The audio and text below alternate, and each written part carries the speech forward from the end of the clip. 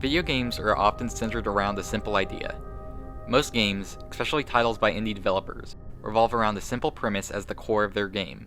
Abilities, enemies, terrain layouts, and even the narrative might be affected or entirely derived from this central mechanic.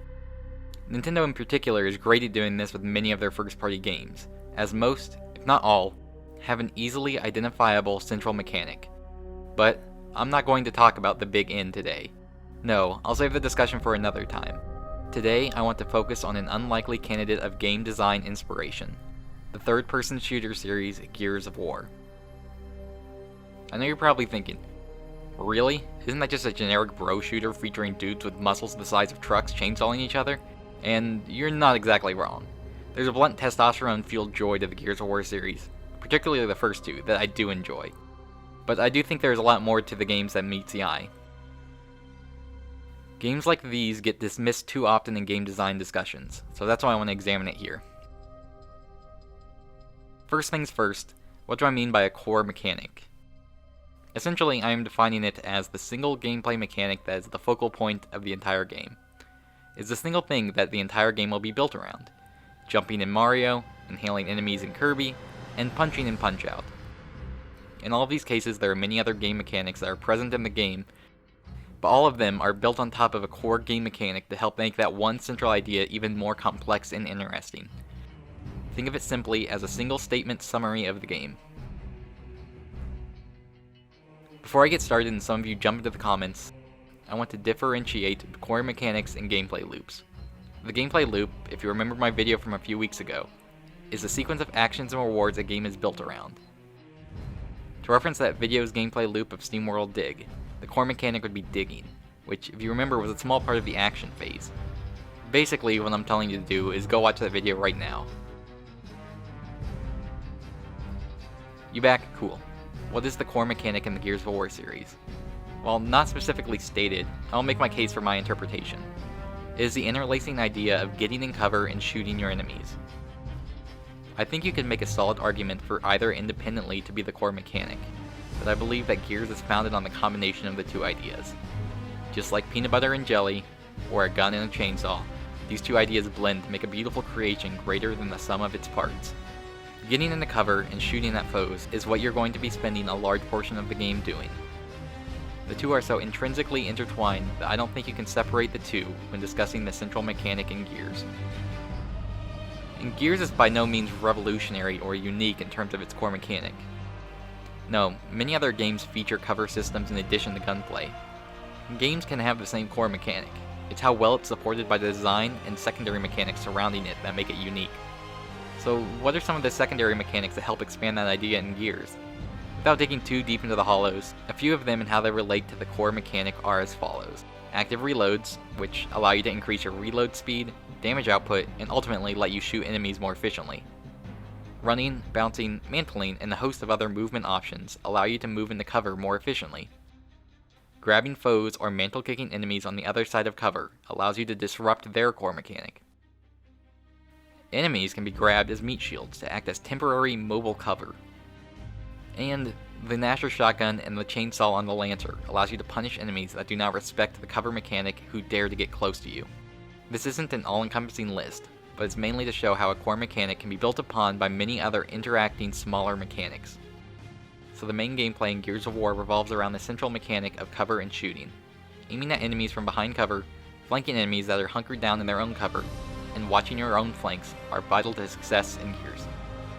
Many of the main objectives of the multiplayer modes reinforces this. Team Deathmatch has players sharing a pool of lives and trying to eliminate the enemy team's pool, meaning staying alive, aka staying behind cover, is important for overall team success.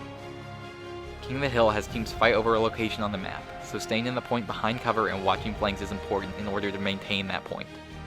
In the various one-life modes, like Execution and Gridiron, makes players strike a balance between aggressively killing enemies and staying alive. All of these modes incentivize its players to live, and think tactically about their surroundings, in order to stay in cover to avoid an ill-fated demise. Many of the weapons in Gears also highlight the core mechanic.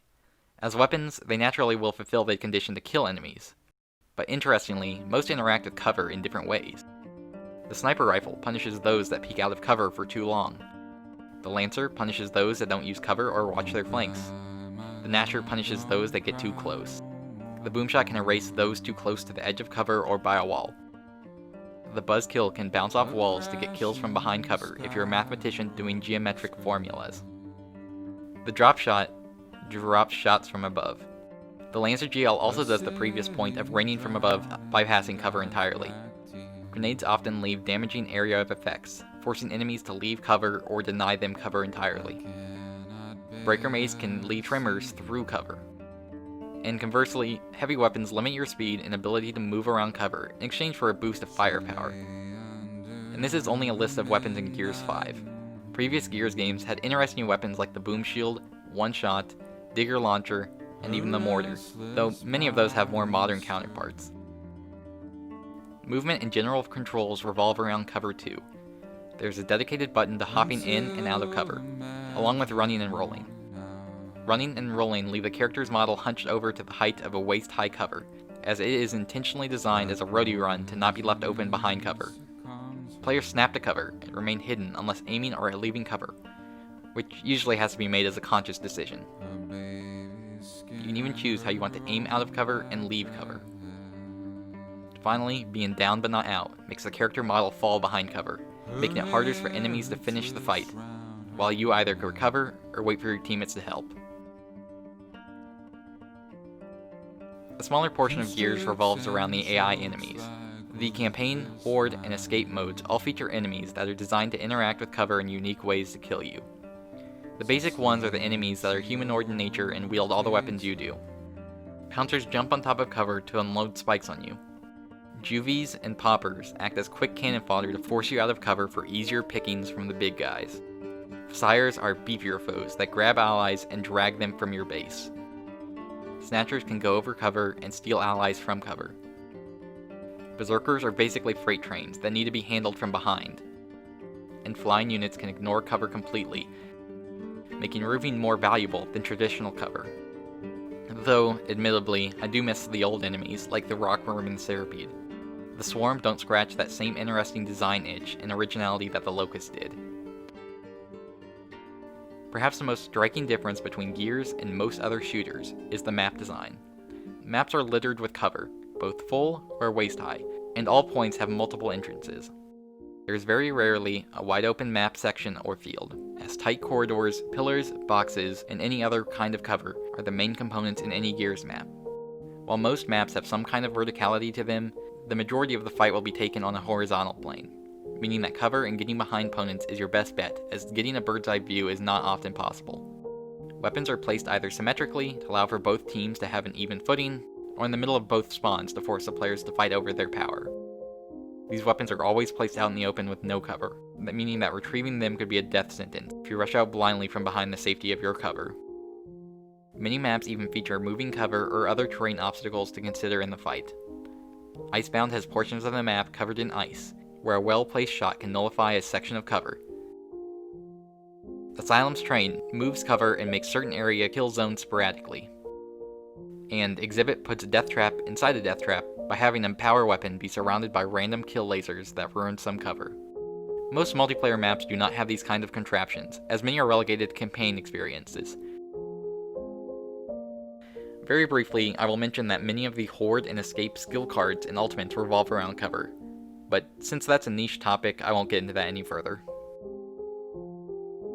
So, to sum it up, Gears is designed around cover and how it affects gunplay. Sure, matches might not always follow that logic, and many modes like 2v2 Gnashers focus more on the movement as opposed to cover, but you get the idea. And games don't need to have a single central mechanic to be successful.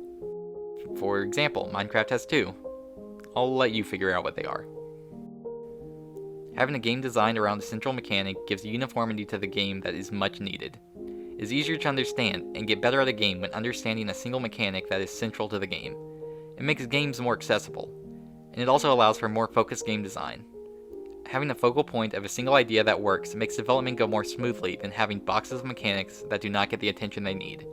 It also allows for games to explore mechanics to their logical conclusion and have more interesting ideas surrounding it. By this I mean, with a single mechanic, designers can really push the limit of what is enabled by a single rule, as opposed to barely having time to flesh out a dozen mechanics. it makes a more cohesive and memorable product, as opposed to a mess of ideas that do not fit well together.